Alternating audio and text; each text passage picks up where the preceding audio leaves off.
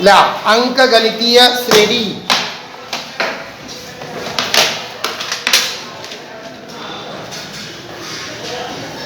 ल्या अंकगणितीय श्रेणी मी लिहिल्या असेल या बरेच जण मी लिहितात तिथं श्रेणी द्यायचा आहे ल्या ए बरोबर T1 बरोबर पहिले पद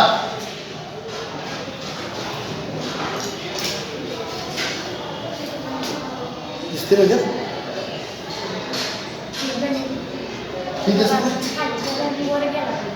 हे दिसते का T2 बरोबर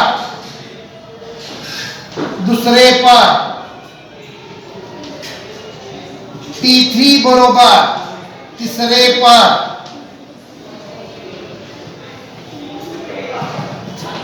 Tn बरोबर nवे पद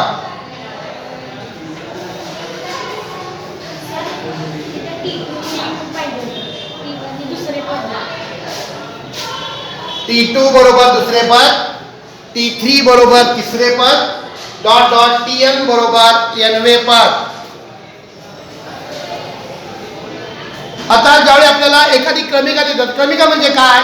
संख्यांचा समूह, बरोबर का? पण दिलेली क्रमिका अंकगणितीय श्रेणी आहे किंवा नाही ओळखायचं आहे. दिलेली क्रमिका अंकगणितीय श्रेणी आहे किंवा नाही ओळखण्यासाठी प्रत्येक दोन पदातील जो फरक आहे तो फरक जर स्थिर असेल तर ती अंकगणितीय श्रेणी कशी असते, ती क्रमिका अंकगणितीय श्रेणी असणार आहे. मग जो साधारण फरक आहे किंवा जो सामान्य फरक आहे कसा काढायचा? त्या सामान्य फरक ऑब्लिक साधारण फरक.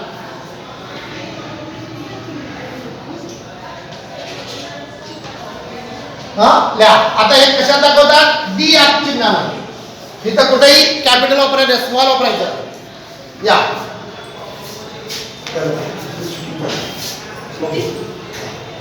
ल्या कशात लिहितात? डी न. आता डी कसा काढायचा बघा, प्रत्येकानं अतिशय काळजीपूर्वक लक्ष द्या. मला डी काढताना दुसऱ्या पदामधून पहिलं पद वजा करणार. डी कसा काढायचा? दुसरे पद वजा पहिले पद. ल्या डी बरोबर T2 वजा T1. T2 म्हणजे दुसरं पद, T1 म्हणजे पहिलं पद. आता समजा आपल्याकडे चार पद असतील, आणखी पुढे पद असतील, तर पुढचा डी कसा काढायचा? चला T3 वजा T2. T3 वजा T2. हे गोंधळ करू नका. तिसऱ्या पदातून दुसरं पद वजा करायचं. प्रत्येक दोन पदाचा फरक काढायचा आहे. मी पहिल्या दुसऱ्या काढला, आता दुसऱ्या तिसऱ्या काढायला काय करायचं? तिसऱ्या पदातून दुसरं पद. आता तिसरं आणि चौथं पद यातला फरक काढायचा आहे. कसा काढणार? T4 वजा T3. ल्या डी बरोबर T4 वजा T3. डी बरोबर T1 T2 वजा T1. डी बरोबर T3 वजा T2. डी बरोबर T4 वजा T5. अशा पद्धतीनं तुम्हाला जेवढी पदं दिली असतील त्या प्रत्येक पदातील फरक काढायचा. आणि जर तो फरक स्थिर आला, सारखा आला, तर दिलेली क्रमिका ही अंकगणितीय श्रेणी आहे असं म्हणायचं. समजा प्रत्येक ठिकाणी वजाबाकी वेगवेगळी आली तर मला सांगा डी स्थिर आहे का? नाही. मग दिलेली क्रमिका काय? अंकगणितीय श्रेणी नाही. लक्षात येत आहे? मग काय करायचं? दिलेल्या क्रमिकेतलं पहिलं पद म्हणजे T1, दिलेल्या क्रमिकेतलं दुसरं पद म्हणजे T2, दिलेल्या क्रमिकेतलं तिसरं पद म्हणजे T3, चौथं पद म्हणजे T4, पाचवं पद म्हणजे T5. आपल्याला 4 किंवा 5च पदं देतात, जास्त पदं देत नाही. त्यामुळं आपल्याला जास्त वजाबाकी करावी लागत नाही. जास्तीत जास्त 2 किंवा 3 वेळा वजाबाकी केल्यानंतर तुमच्या लक्षात येणार आहे की या ठिकाणी जो डी आहे तो डी स्थिर आहे. म्हणजे दिलेली क्रमिका ही अंकगणितीय श्रेणी आहे. याच्यावर आपल्याला आज काय करायचं आहे? काही गणित सोडवायचे. फक्त डी काढायचा. काय काढायचा? डी. पहिला डी कसा काढायचा? T2 वजा T1. दुसरा डी कसा काढायचा? T3 वजा T2. तिसरा डी कसा काढायचा? T4 वजा T3. लक्षात येत आहे? अशा पद्धतीनं डी ची किंमत काढा आणि दिलेली क्रमिका अंकगणिती श्रेणी आहे किंवा नाही ते ओळखा. समजतंय? याच्यावर आधारित गणिते घेऊया. घ्या.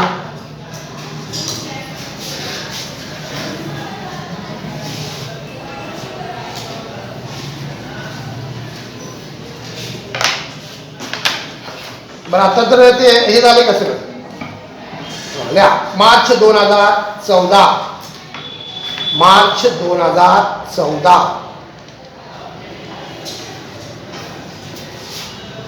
1, 3, 6, 10 डॉट डॉट.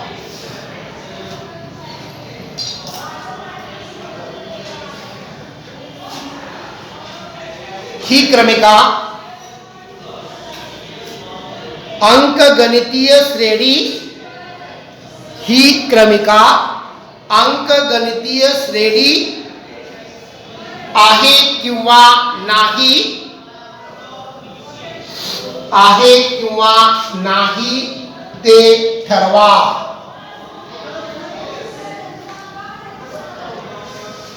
सांगा. पहिला भाग पाटील सांग. T1 बरोबर 1. T1 म्हणजे पहिला भाग. T2 बरोबर 3.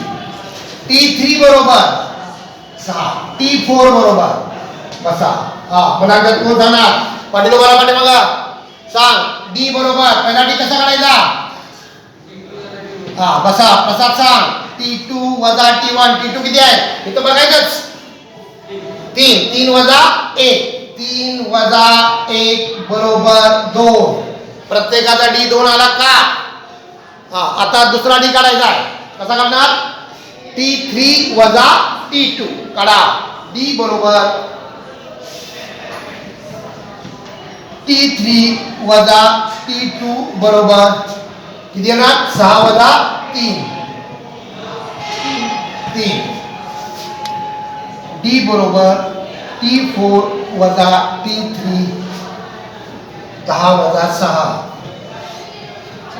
कुठे दिसते का ती? पहिली वजा बाकी 2 आली, नंतर 3 आली, 4 आली. इथं डी स्थिर आहे का? डी स्थिर आहे का? डी समान आहे का? नाही. लिहा. म्हणून सामान्य फरक डी, सामान्य फरक डी स्थिर आहे, स्थिर नाही. सामान्य फरक डी स्थिर नाही. म्हणून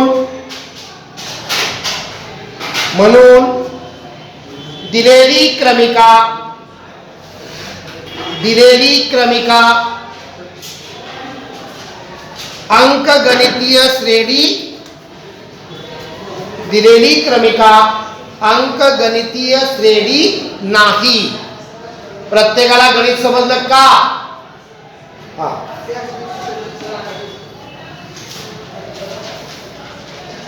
आता बी संचक्र. बी संचक्र मार्च 2014. बी संच.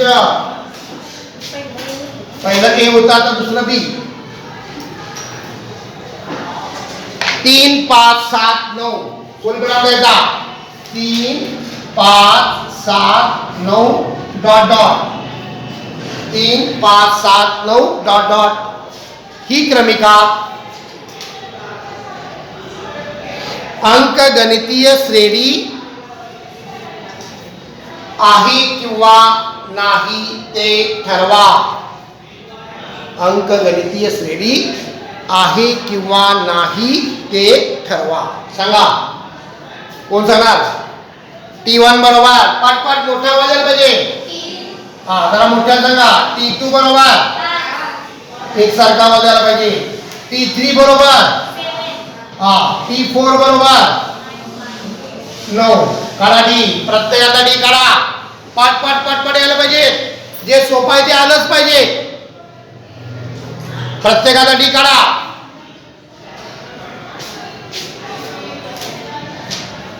T2 वजा T1.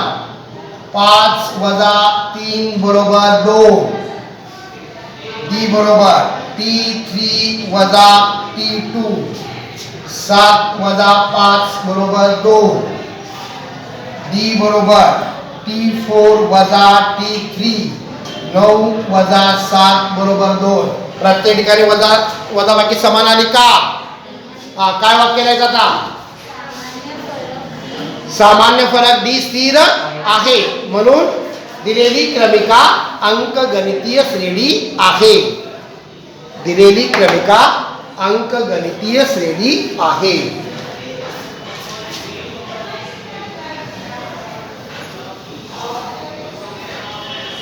आता सी संच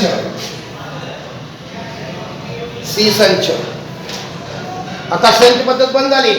पूर्वी A B C D 4 paper असायचे त्यामुळे गणित आपल्याला भरपूर आहेत. आपल्याकडे इथं कंसात लिहा मार्च 15 पण लिहा. मार्च 14 आणि मार्च 15 हे गणित 2 वेळा विचारलंय. मार्च 14 ला पण विचारलं आणि मार्च 15 ला पण. 1 4 7 10 1 4 7 10 डॉट डॉट. आता पुढचं पूर्ण करा किंवा वर लिहिला असेल तर काय लिहायची गरज नाही. सोडवा. एकसारखी गणित आपण घ्यायला लागलोय. एकसारखी गणित घ्यायला त्यामुळे काही प्रश्न नाही.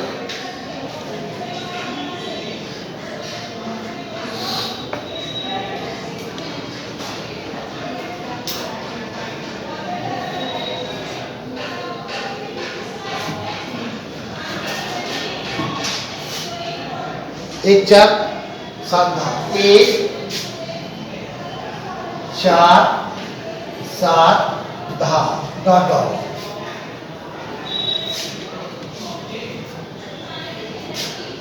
T1 बरोबर 1 T2 बरोबर 4 T3 बरोबर 7 T4 बरोबर 10. कळाली? यादव सांग. T2 minus T1 4 वजा 1 बरोबर 3. हा मुलांच्या पाठी इकडं नुसतं मान खाली घालून बसू नका. उभा रे. 2 नंबर बॅग पाठी म्हणा. उभा राहा. सांग पुढचा डी कसा काढायचा? T3 किती आहे? 7 7 वजा 4 बरोबर 3. त्याच्या पाठीमागा उभा राहा. सांग डी. T4 किती आहे? 10 10 वजा 7 बरोबर 3. आला का डी समान? डी समान आला का? आल्या वाक्य सामान्य फरक डी स्थिर आहे म्हणून दिलेली क्रमिका ही अंकगणितीय श्रेणी आहे. आता डी संख्या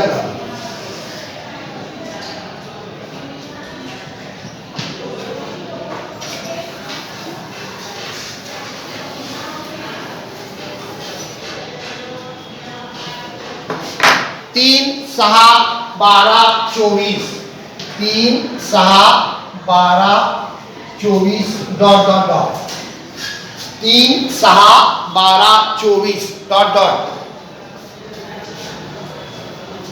सांग दादा.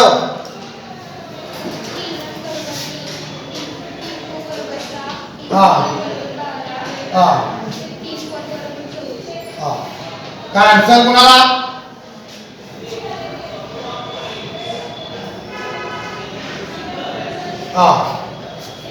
सांग 3 नंबर बेंच. सांग डी का डी सांग मला. T2 किती आहे? 6 6 वजा 3 बरोबर 3. चावले सांग. T बरोबर T3 वजा T2 12 वजा 6 माने सांग.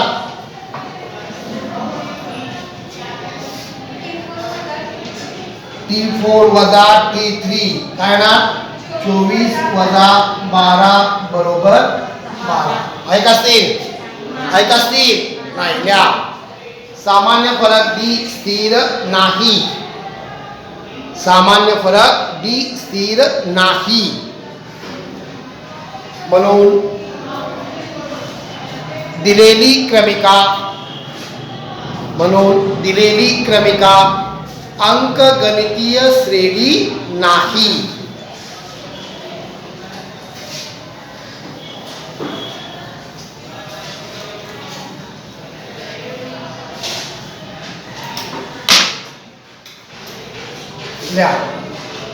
ए बरोबर T1 बरोबर पहिले पद. ए म्हणजेच T1 का वर लिहिले का?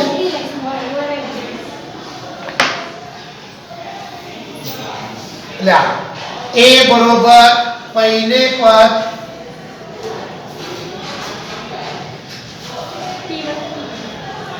T1 बरोबर ए बरोबर पहिले पद लिहा.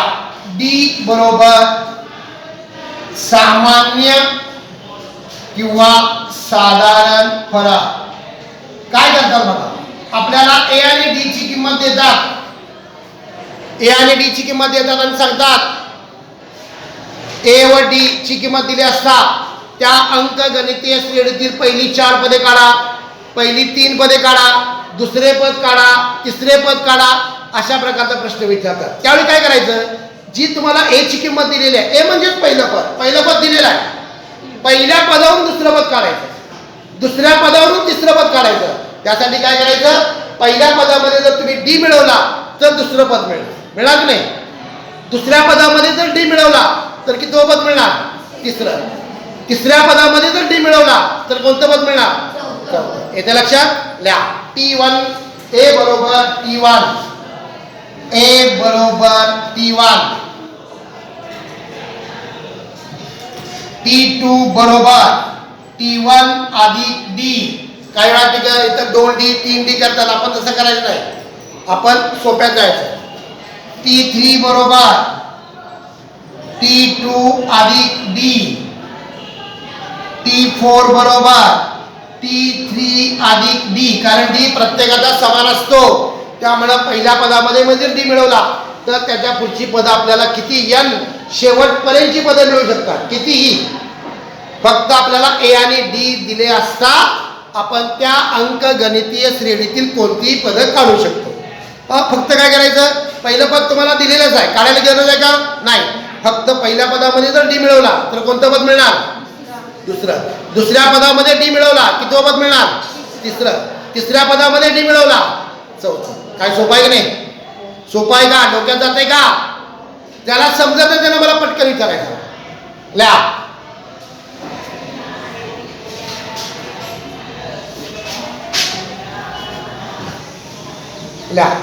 October 2014, October 2014.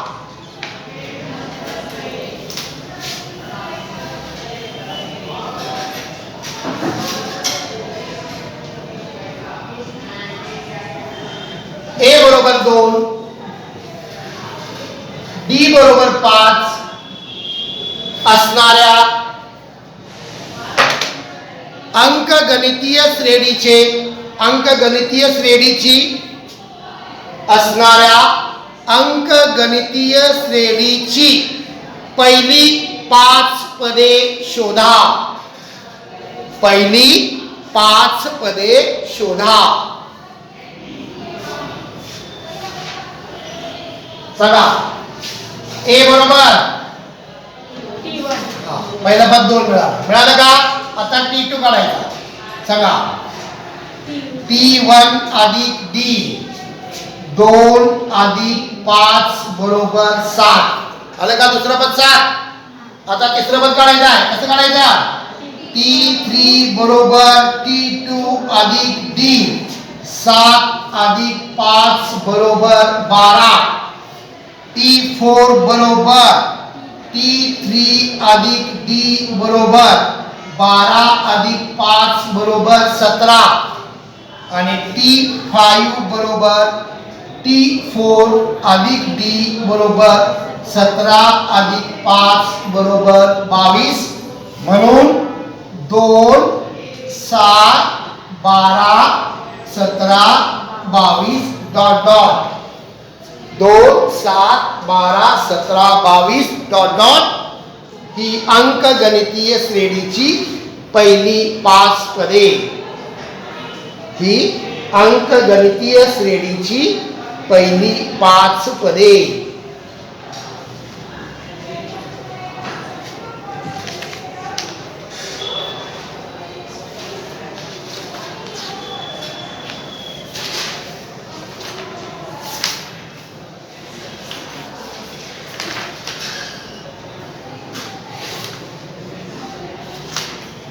लिहा मार्च 2020, मार्च 2020.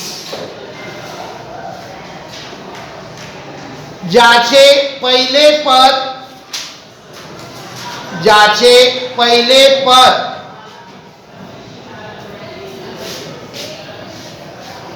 ऋण 2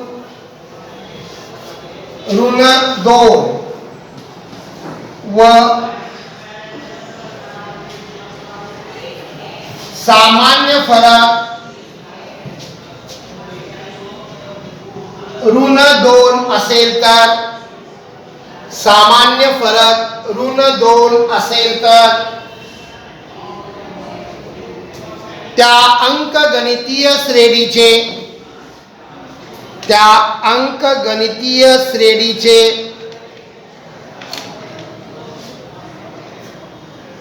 दुसरे व तिसरे पद शोधा. दुसरे व तिसरे पद शोधा. काय काय दिले सांगा. ए दिलाय, डी दिलाय, म्हणजे ए दिलाय म्हणजे पहिलं पद दिलेच. लिहा ए बरोबर ऋण 2, डी बरोबर ऋण 2, ए बरोबर T1 बरोबर ऋण 2, T2 बरोबर T1 अधिक D बरोबर सांगा ऋण 2 ऋण 2 काय होणार ऋण 4. अगदी बरोबर आहे. दोघांना समान चिन्ह आहे. समान चिन्ह म्हणजे बेरीज. 2 आणि 2 ची बेरीज केली आणि त्या पदांना असणारं चिन्ह म्हणजे या दोघांना ऋण चिन्ह आहे, म्हणून मी या बेरजेला ऋण चिन्ह दिलं. प्रत्येकाला ऋण 4 कसं आलं. इथं चिन्ह बघा, चिन्हाला अतिशय महत्व आहे. ऋण 2 ऋण 2 ऋण 4. आता T3 काढा, तिसरा पद T2 अधिक D बरोबर ऋण 4 ऋण 2 काय होणार ऋण 6 बरोबर. चिन्ह ज्याला कळाली किंवा ज्याला समजली त्याला काही अवघड नाही. म्हणजे पहिलं पद किती आहे ऋण 2 आहे, दुसरं पद ऋण 4 आणि तिसरं पद ऋण 6. म्हणून दुसरे पद, म्हणून दुसरे पद बरोबर ऋण 4, तिसरे पद बरोबर ऋण 6. ऋण 6. काय अडचण असेल तर विचारा. पाठ अडचण असेल तर विचारा. कुणाला जर हे समजणे आज जे शिकवलेलं त्याची जर अडचण असेल तर विचारा. मनात कुठल्याही प्रकारची शंका ठेवू नका. लिहा मार्च 2016, मार्च 2016.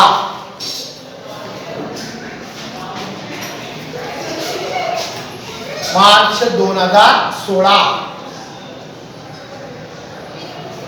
लिहा ए बरोबर 4, ए बरोबर 4, डी बरोबर ऋण 3,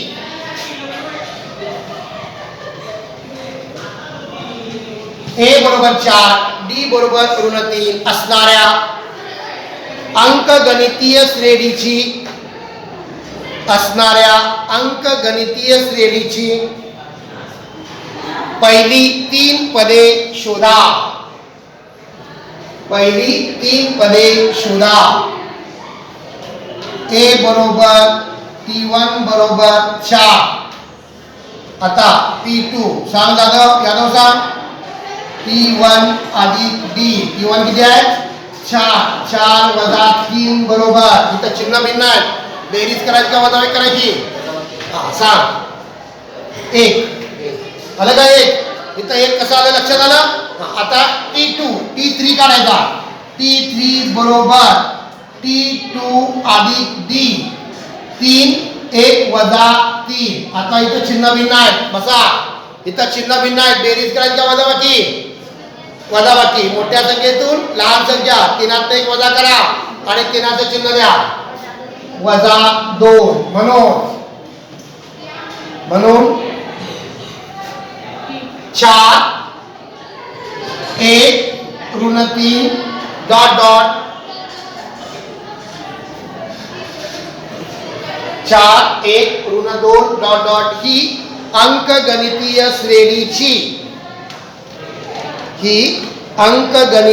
श्रेणीची पहिली 3 पदे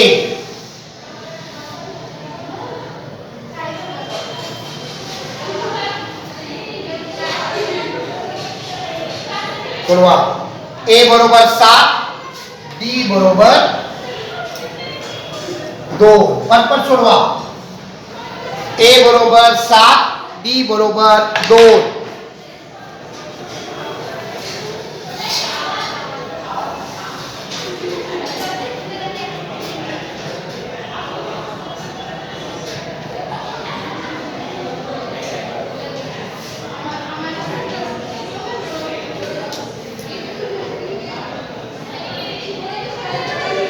सात 9 11 7 9 11 आलं.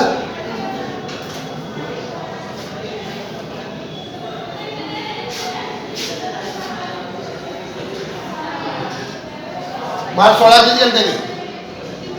मार्च 16 सी संख्या दिलं त्यांनी. ल्या ए बरोबर 11, डी बरोबर ऋण 2. पटपट सोडवा.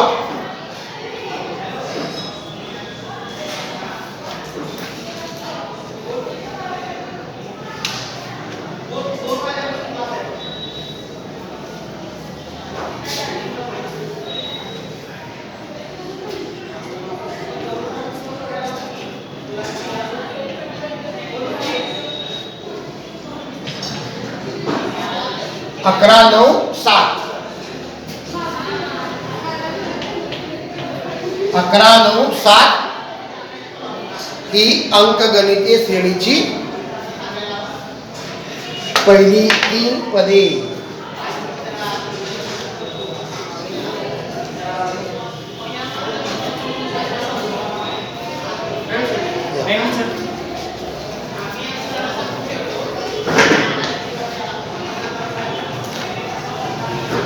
ल्या अंकगणितीय श्रेणीचे nवे पद. अंकगणितीय श्रेणीचे nवे पद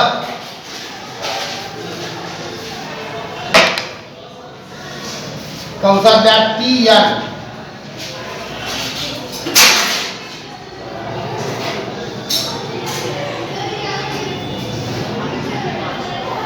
चौकटी द्यायचं सूत्र. आता पहिलं या प्रकरणातलं पहिलं सूत्र आहे.